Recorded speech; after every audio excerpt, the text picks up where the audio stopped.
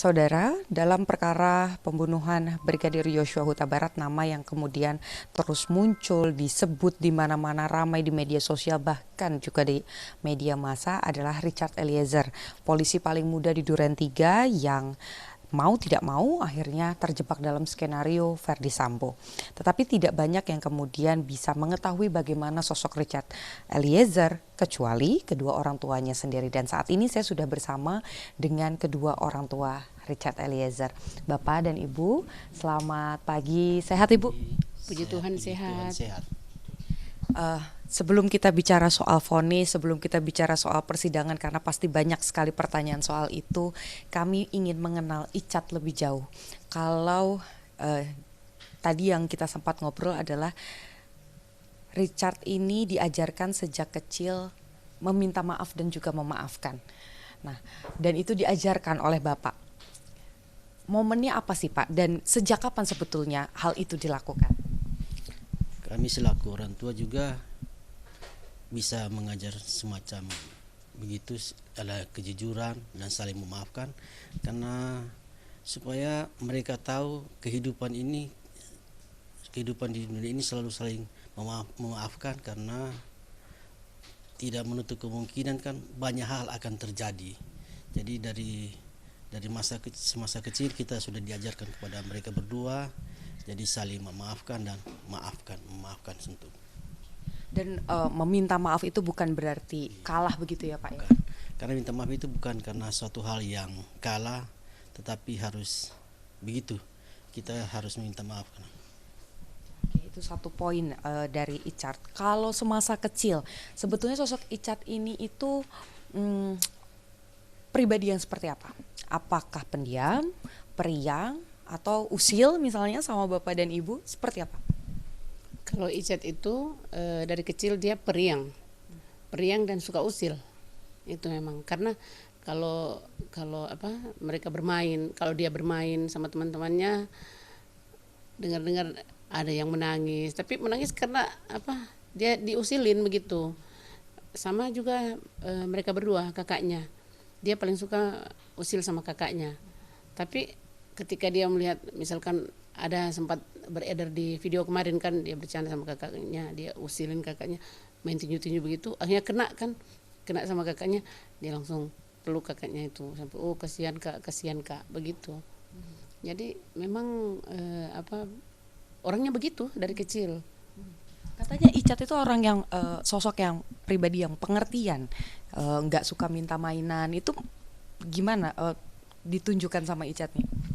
Kita kan kami kan kalau waktu mereka berdua kecil, saya yang paling dekat karena kan bapaknya kerja, pergi pagi pulang sore atau malam, terkadang juga keluar kota. Jadi banyak waktu mereka berdua dengan saya. Jadi kalau misalkan bapaknya sudah gajian begitu, kita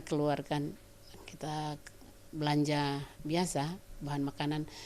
Kalau ada mainan begitu, dia cuma pegang-pegang mainan, terus dia kalau ada saya di situ, dia tanya, "Mak, ini ada uang?" Dia tanya begitu.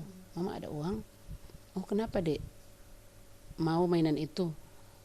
"Iya, mau sih," dia bilang mau. Tapi dia bilang, "Kalau Mama enggak ada uang enggak apa-apa." Dia bilang begitu. Jadi dia enggak pernah memaksa keinginannya. Kalau misalnya apa yang dulu itu dia masih kecil, kalau memang dia melihat orang tua enggak ada uang, enggak ada duit begitu, dia enggak mau maksa. Walaupun itu memang mungkin dalam hatinya dia sudah ingin sekali barang itu, dia enggak mau memaksa. Tidak ada satu orang tua pun pasti yang membayangkan akan ada di posisi Bapak dan Ibu begitu, melihat putranya harus berurusan dengan hukum dan ya jadi terpisah begitu kan, tidak bisa bertemu dengan mudah, ada pembatasan dan lain sebagainya. Terakhir bertemu dengan Icat itu kapan Ibu? Terakhir 2 hari lalu. Apa yang dibicarakan sama Icat? Kita kebanyakan kalau kita bertemu itu jarang kita bicara mengenai masalah. Karena Icat itu tipe orang yang gak mau orang tuanya sedih, orang tuanya susah kan. Jadi kalau kita ketemu itu, apalagi kalau bertiga ling-ling kan kita kesana. Jadi cuma banyak bercanda, mereka berdua ling-ling bercanda. Terus bicara-bicara masalah keluarga. Kalau misalnya ada keluarga, kemarin ada adik saya yang sakit, kita bicara-bicara seperti itu. Jarang kita bicara masalah. Karena dia selalu bilang kalau kesini mama dan papa kan berarti kita bicara bagus-bagus lah istilahnya kan, jangan sampai ada yang sedih. Begitu. Malah dia kalau kita pulang baru dia bilang mama papa semangat ya, jangan sampai sakit. Berarti malah Icat yang menguatkan kedua Iya. orang tua. Betul. Kalau soal penguatan memang dia yang selalu kasih semangat, kasih penguatan kepada kita. Jadi saya bilang iya, kita memang dalam posisi ini kan karena pikiran kan Mbak. Jadi terkadang bapaknya sakit, saya sakit, tapi kita harus kuat, harus sehat demi Icat. Kan tapi dia selalu bilang, "Mama, papa jangan sakit ya. Jangan sakit, harus semangat." Ya, saya bilang sama bapaknya, jangan sampai selalu adik yang kasih kuat sama kita. Kita harus kasih semangat, kasih kuat sama adik. Jangan sampai terbalik begitu. Oke, ini kan perjuangan Icat untuk jadi polisi juga tidak mudah. Iya. 3 kali percobaan ya, baru 3 kali. akhirnya Pertama bisa. kali kan angkatan laut, 3 kali polisi. Dan sekarang akhirnya terkena kasus ini gitu. Kalau kita bicara soal vonis majelis hakim ini memang masih harus menunggu.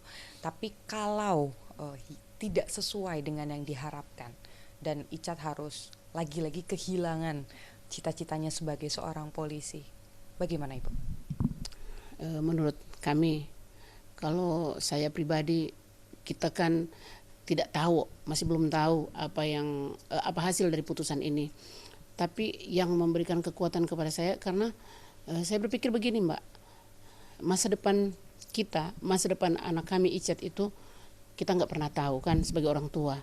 Dia masuk polisi saja, tiba-tiba dia kasih tahu ke kita kan. Jadi kalau untuk masalah putusan memang sekarang kami sangat mengharapkan,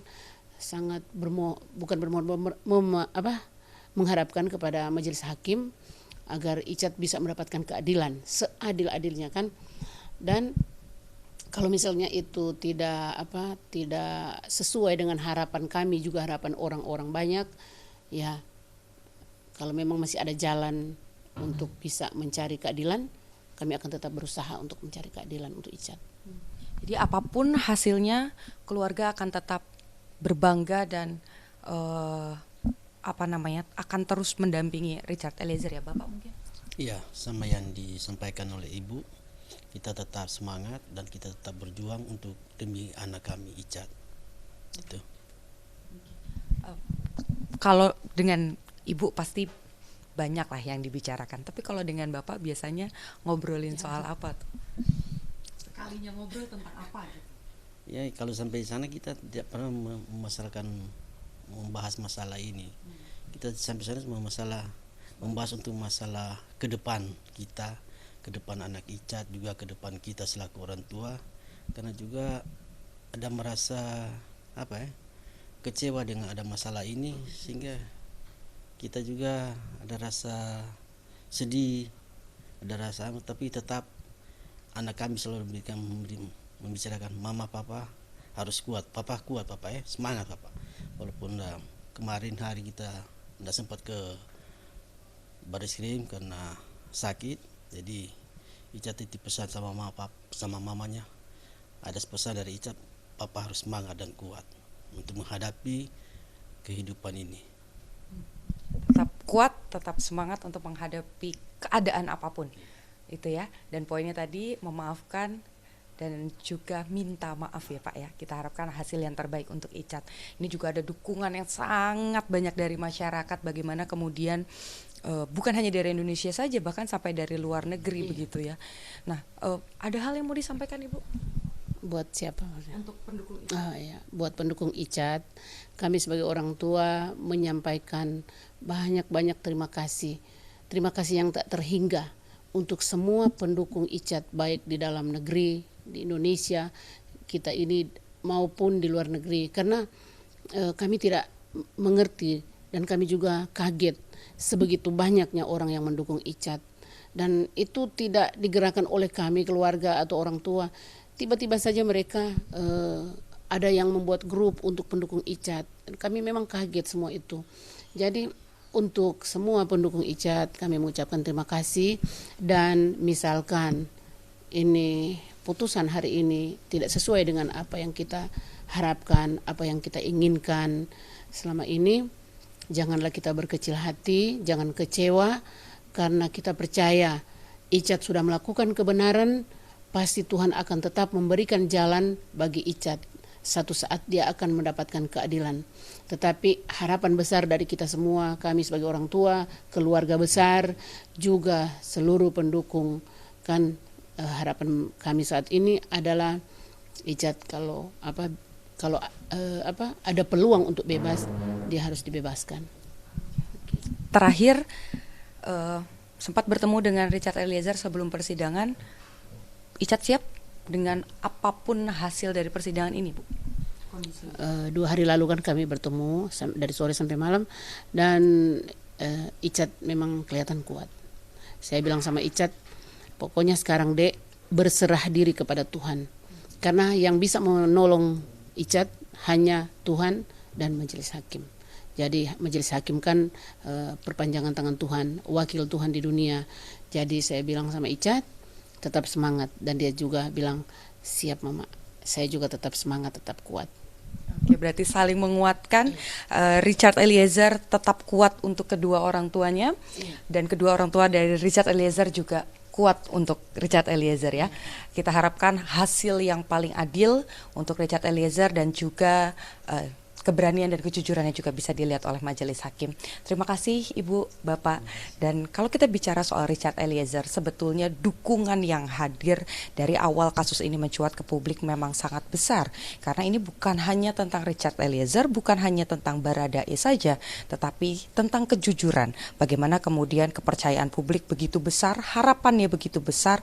Jika kasus ini tidak berakhir dengan keputusan yang adil, tentu kedepannya ditakutkan tidak ada lagi orang yang berani berkata jujur. Kita nantikan bagaimana jalannya persidangan. Niputu Trisnanda, Arin, Kompas TV Jakarta.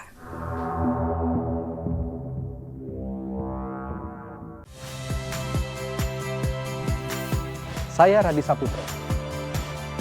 Saksikan program-program Kompas TV melalui siaran digital, pay TV dan media streaming lainnya.